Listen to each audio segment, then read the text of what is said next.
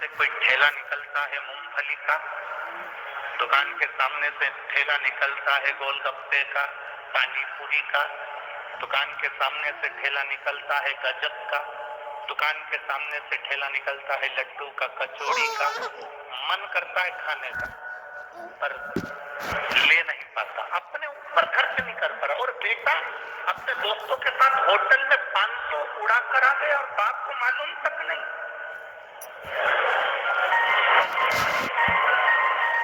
हमारी कथा से लोगों को थोड़ा बुरा जरूर लगता है भाई। देखो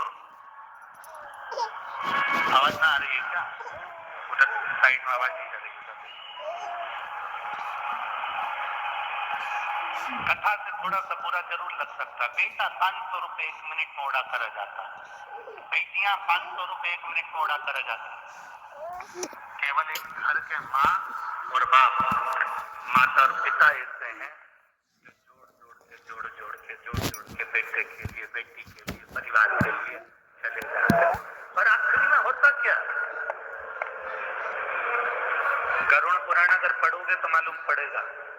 गरुड़ पुराण में लिखा है आसक्ति जब खत्म नहीं होती तो जिस मकान में हम रहते थे उसी मकान के बाहर हमें कुत्ते का जन्म मिल जाता है।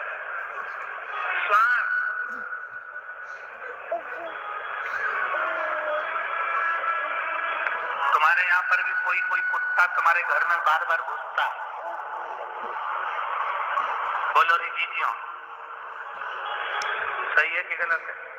तुम्हारे घर में भी कोई कोई बकरी, कोई बकरा, कोई कुत्ता बार बार तुम्हारे घर में घुसता है, बार बार घुसता है। तुम डंडा मार के भगा देते हो, पत्थर मार कर भगा देते हो, फिर कुत्ता घुस जाता है, फिर मारा, फिर घुस गया, फिर मारा, फिर घुस गया। बार बार तुम कुत्ते को मार रहे हो, कुत्ता तुम्हारे घर में घुस रहा है। कभी एकांत में बैठकर सोचना आखिर ये कुत्ते को मेरे घर से आसक्ति क्यों है? क्योंकि ये घर इसी कुत्ते का था, बाद में मरता कुत्ता बन गया। अपने घर को नहीं भूला, इसलिए बार बार अंदर जा रहा है। मेरा घर, मेरी बहू, मेरे बेटे, मेरे रिश्ते, मेरे नाते। कुत्ता तो ये सोच रहा है कि मैं पूर्व में जैसा था वैसे ही आज हूं, पर उसको नहीं मालूम, उसको नहीं मालूम कि अब वो मानव की देह में नहीं है, अब वो श्वान की योनि में है, कुत्ता की योनि। चूटन खाने को मिल रही है, पत्थर से कोई मारकर भगा रहा है, कोई डंडी से मारकर भगा रहा है, कोई धुतकार रहा है, केवल इसलिए क्योंकि हमने अपनी जिंदगी की कीमत को नहीं समझा। हम मानव देह को समझ नहीं पाए। जिस दिन हम ये मानव देह को समझ जाएंगे, जिस दिन इस मनुष्य के शरीर को हम जान जाएंगे, उस दिन हमें जिंदगी की सार्थकता सिद्ध हो जाएगी। हम जाने नहीं है।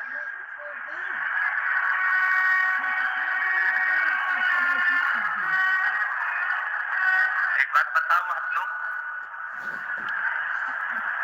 आपका मोबाइल कहीं खो जाता है तो दिल का समय लगता है? अरे बोलो तो जम के, काय में लगता है? एक दिन भर हो खिलागा थी।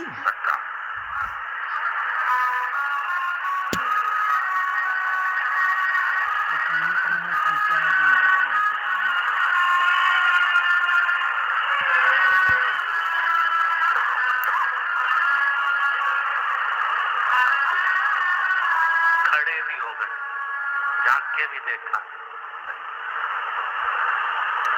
कीमती मोबाइल था तो आंख में आंसू भी भर गए।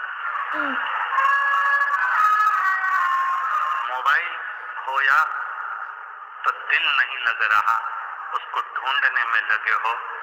जितनी बेचैनी तुम्हारे मोबाइल के खोने पर तुम्हारे दिल में मोबाइल ढूंढने की होती है, उतनी बेचैनी तुम्हें रोज महादेव को ढूंढने की होती है। उतनी बेचैनी। मेरा समय जा रहा है, व्यर्थ में समय निकल रहा है, मैं उसको पकड़ूं, मेरे महादेव का मैं भजन करूं। मेरे शंकर का मैं स्मरण करूं। उसको पाने की ललकता बढ़े, कुछ परमार्थ करने की ललकता बढ़े।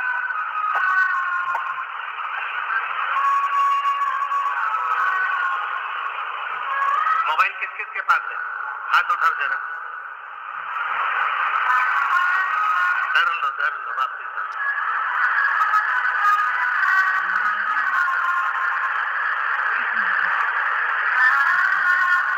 तुम सब में बस एक हम ही है जिसके पास नहीं है।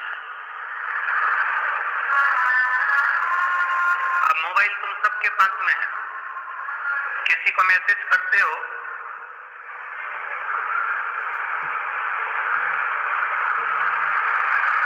अरे बोलो तो।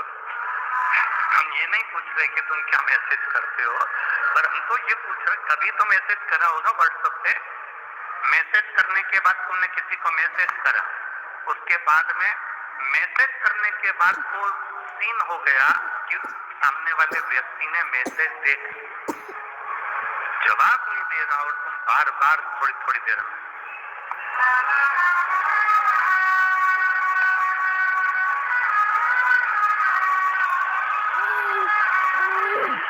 बोलो सही है कि गलत है? आधा घंटा निकलने के बाद फिर मोबाइल उठाया तो देखा, फिर दूसरा मैसेज तुमने करा, उसने जवाब नहीं दिया। सीन हो रहा है, उसने देख लिया, जिसको तुमने मैसेज करा था उसने देखा और उसने जवाब नहीं दिया। वो जवाब नहीं दे रहा और तुम्हारी बेचैनी बढ़ती चली जा रही है। हर आधे घंटे में, एक घंटे में गुस्सा भी आता, कितना नालायक है, एक मैसेज नहीं कर, कितना विचित्र व्यक्ति है, एक मैसेज नहीं कर सकता, ऐसे नहीं कर। अब तो तुम्हारा ध्यान बार बार मोबाइल पर जा रहा है, मैसेज आया क्या?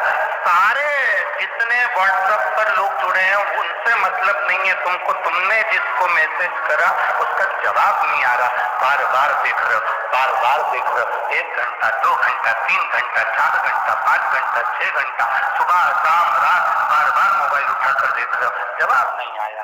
अब उसने देखा है पर जवाब नहीं दिया। उसी तरह कई लोग ऐसे हैं, हमने गुरुजी 3 महीने से भगवान शंकर को जल चढ़ा रहे हैं, हम इतने दिन से शिव जी की पूजन कर रहे हैं, हमने 5 बार पशुपति व्रत कर लिए, हमने 6 बार ये कर लिया, हम 2 बार यहाँ होकर आ गए, हम 4 बार शंकर जी के मंदिर होकर आ गए, हम 12 ज्योतिर्लिंग के दर्शन कर आ गए, हमने ये वाला सोमवार का व्रत कर लिया, हमने पशुपति व्रत कर लिया, हमने भगवान शंकर को जल चढ़ा लिया, मैंने दुर्वा चढ़ा कर देख लिया, मैंने ये चढ़ा कर देख लिया, भगवान मेरी सुनता ही नहीं है। तुम्हारा काम है मैसेज करना, उसका काम है सीन करना, वो देख रहा है और देख कर रख रहा है।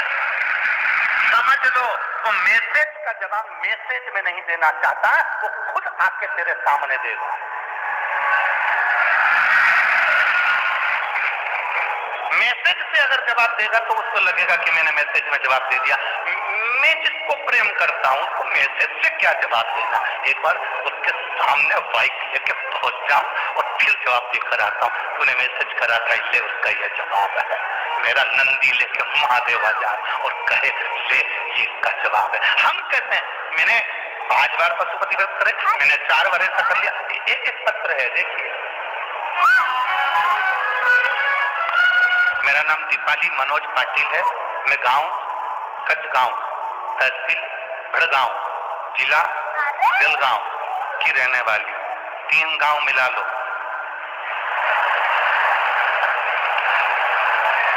मैं कचगांव भड़गांव तहसील जिला जलगांव की रहने वाली हूँ। कहीं बैठी हो तो हाथ उठा सकती है, अगर कहीं बैठी हो तो हाथ दिला सकती, जहाँ कहीं भी बैठी हो। उधर बैठी है सर? अच्छा, हमको नहीं दिख रहे कैमरे वाले भैया, आप देखो, ठीक है। मेरा नाम दीपाली मनोज पाटिल है, मैं गांव कचगांव तहसील भड़गांव जिला जलगांव की रहने वाली हूँ।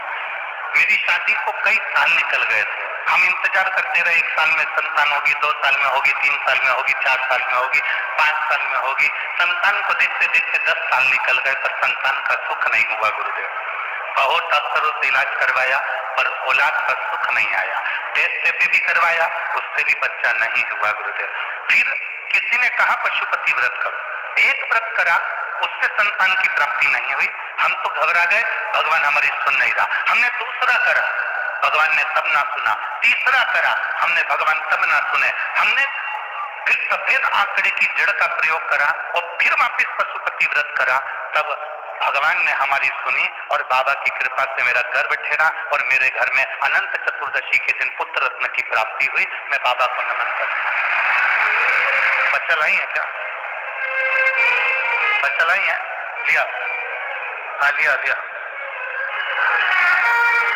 10 साल के बाद मेरे बाबा ने मेरी गोदी भरी। गुरुदेव आप कहते हो शिव सुनते हैं, बिल्कुल पक्का।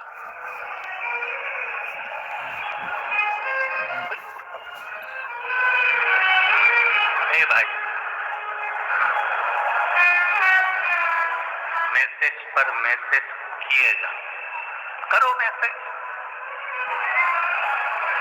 भगवान का भजन किए जा,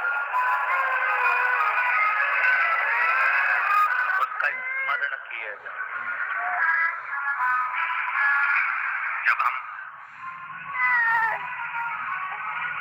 तुम्हारा करा गया मैसेज वो देख रहा है, सीन हो रहा है, मतलब उसने देख लिया।